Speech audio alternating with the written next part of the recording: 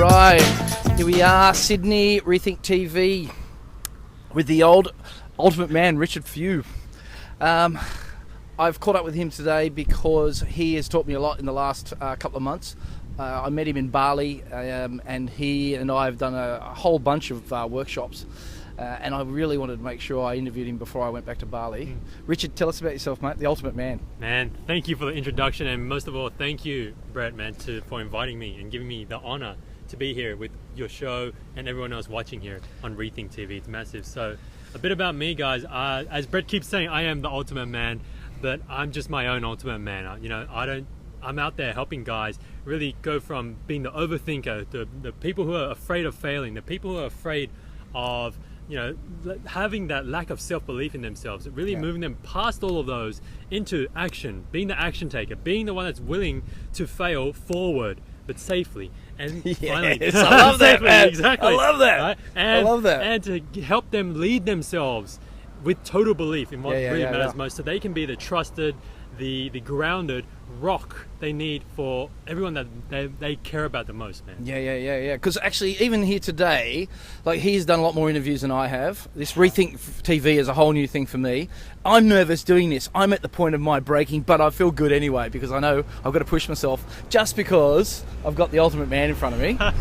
And so, how long has it been going? But Ultimate Man started in the end of November 2015. Wow. That's when it started, man. Woo! Yeah, so only a few months ago. Nice, brother. And boom, all of these other things just started happening. But I make it sound easy. Yeah, I make it sound easy. And you're like, whoa, we got all this stuff, Richard's done it. But it's because it's taken 3 years of me trying to do something else, man. Trying to be something else, trying to be someone who I wasn't.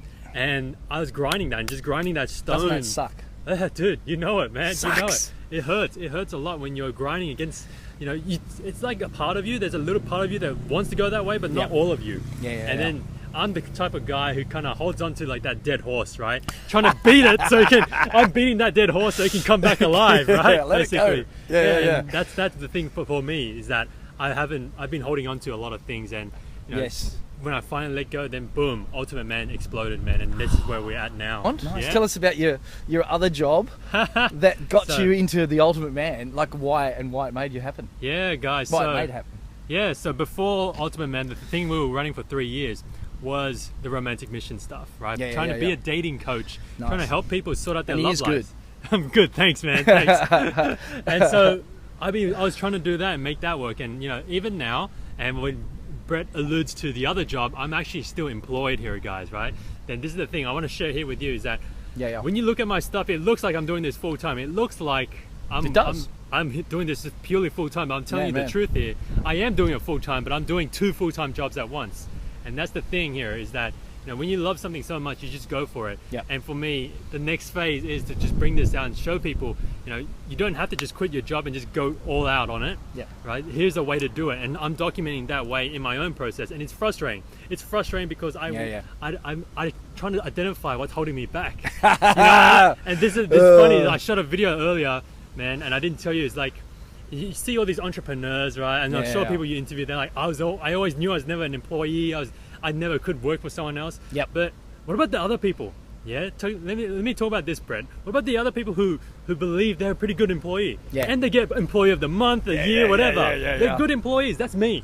And that's me. I am a good employee. I'm like, bang, you tell me what to do, bang, I'll do it.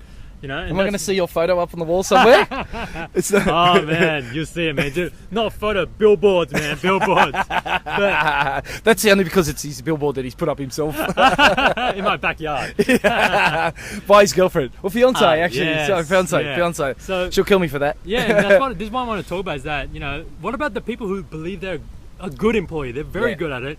But there's something bigger inside. And this is what happened to me, man. I knew there's something bigger inside. I just didn't know what it is because I've been so conditioned, and this could be because of my Asian culture, and anyone who's watching from Bali, Asia, they probably understand this.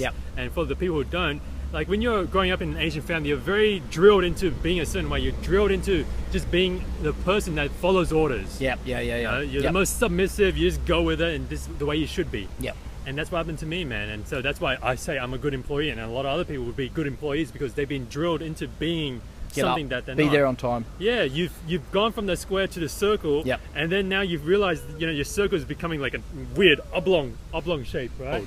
The story hasn't been told of the good employee who becomes the great entrepreneur. And most people only tell you the story after they've made the great entrepreneur. They are the great entrepreneur, but not the journey through it. And so this is what I'm thinking of doing now, man, is to document this whole journey through it, to show people like, I go through struggles, right? I struggle like, why am I still holding on to the job? Why am I here?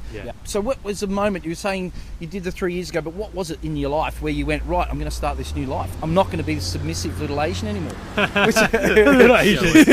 I believe that I struggle to be in business because I saw my parents run a business that was failed. like, it failed. It didn't fail. It like just barely survived, It was just beating away, but just barely, man. Right? And that's what it was. And to see that pain and that struggle, and me and our kids, right, all our family had to go in and pitch in. That's huge. And for me, I get scared with that because they were working 18-hour days. They're doing, what a sweatshop is, bro. What was it? What were they selling? So they would get contracts to sew clothes. Oh, right. Like a literal sweatshop, man. Right. And here in Australia. Yeah, man. Back in like the 90s. Oh, before China took off and just blew the world apart, right? They used to do that. And so I would help out with that too, man.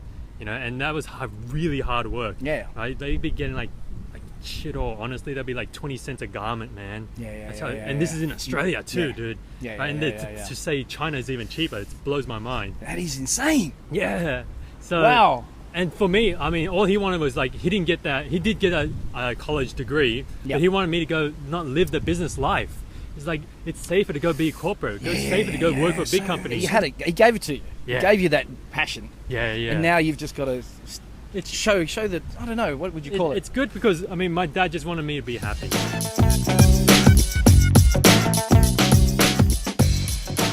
Right. So I'm like Australian Chinese that speaks Vietnamese.